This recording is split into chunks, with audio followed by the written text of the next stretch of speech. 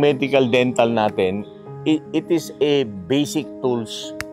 Ito yung ginagamit natin para maipakilala natin ang Panginoon. Wala akong alam na ibang paraan na kahit na yung ibang klaseng paniniwala na pwedeng lumapit, isa itong magandang paraan.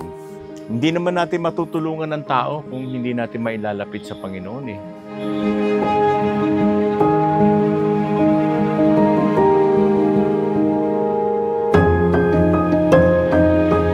Sa kabila ng pagod natin ng ilang linggo na, I'm sure that the Lord will reward our requests. Although, good works are the means why we are there. Kasi kung wala naman yun, ano ba tayo? Pero kung bakit tayo gumagawa nun, dahil meron tayong mas malaking plano, ipakilala sa kanila ang Panginoon.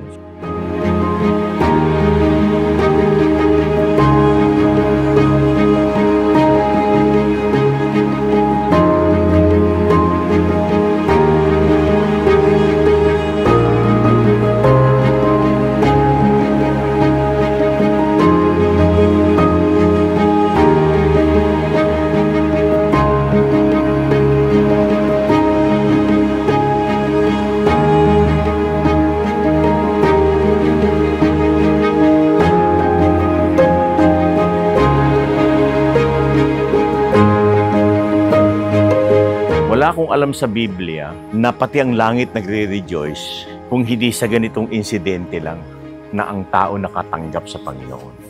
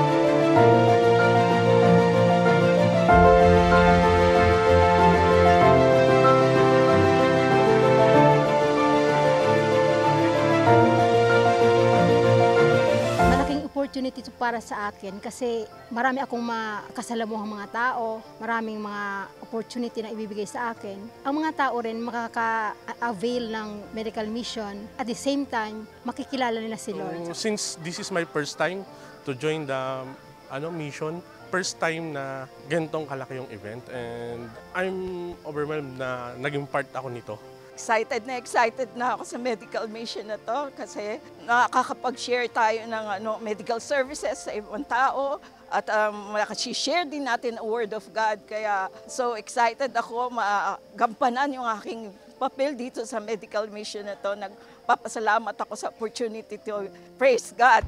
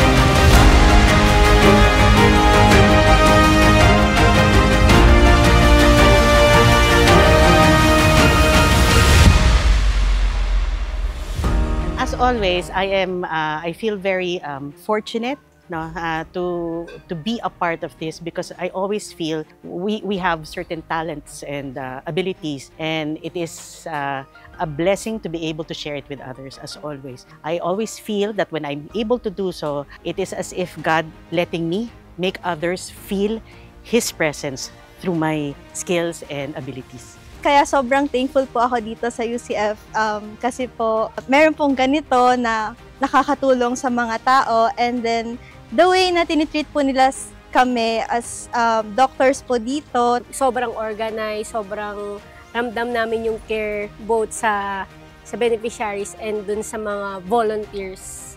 Talagang after med-mission, may pa-lunch. Although normal yun, pero iba yung dito, parang family talaga siya.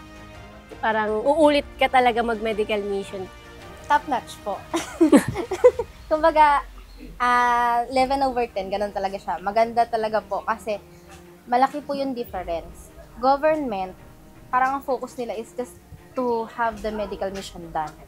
Parang ganun. Pero yung sa church po, kumbaga hindi lang siya basta magawa. Kumbaga may puso, may care talaga dun nga sa beneficiaries and as well as dun sa mga volunteers. Sobrang laki nung difference po. The Lord has been giving us a go signal really to go through in many aspects, no?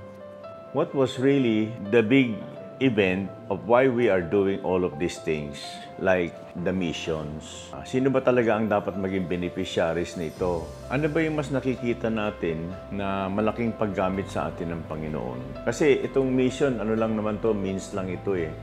Ang ating talagang objectives is to win souls, tama?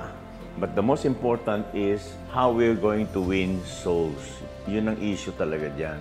Madala natin sila, ma-introduce natin ang Lord sa kanila. Yun talaga yung point dun eh. Sobrang saya. Sobrang saya namin. Kami. Ako, lalo na ako. Kasi sa pamilya namin, halos lahat, nauunti-unti na kami. Buhay talaga ang Diyos natin. Ay, nagpapasalamat ako ng napakalaki at dahil kung hindi dahil dito hindi ako makakapagpa-medical mission. Nagpapasalamat ako at sa pagpunta ko dito parang ako ay nagising. Ang aking baka sa mga susunod na araw, mga Martes, makatry akong dito, mag-Bible. Sa mga tao naman po dito, magandang pakikitungo, masikaso, tapos dun sa evangelism, ayun, iyak nang iyak. Gawa nga dun sa nangyari sa akin. Na mal-stroke ako, nabinigyan ako ng second life. Nabibigyan niya pa ako ng magbagong buhay, ganyan-ganyan, na makatulong sa mga pamilya. Nagpapasalamat po ako dahil sa ganitong gawain, ito'y unang-una makatulong sa mga tao, sa kapwa, at saka itong gawain ito ay marami pang matulungan at saka marami pang bumalik sa Panginoon. Gustuhan ko yung pagtanggap nila dito sa amin dahil lahat ng tao naka-smile. Maganda ang mga aura nila, ang mga mukha nila. Magaganda kayo. Kasi lahat nakangiti. Oo, sumasalubong sa amin. Totoo naman na yung sinabi niya na si Jesus ay ilaw ng ating buhay. Doon naniniwala ko. Siya ang ating tagapagligtas.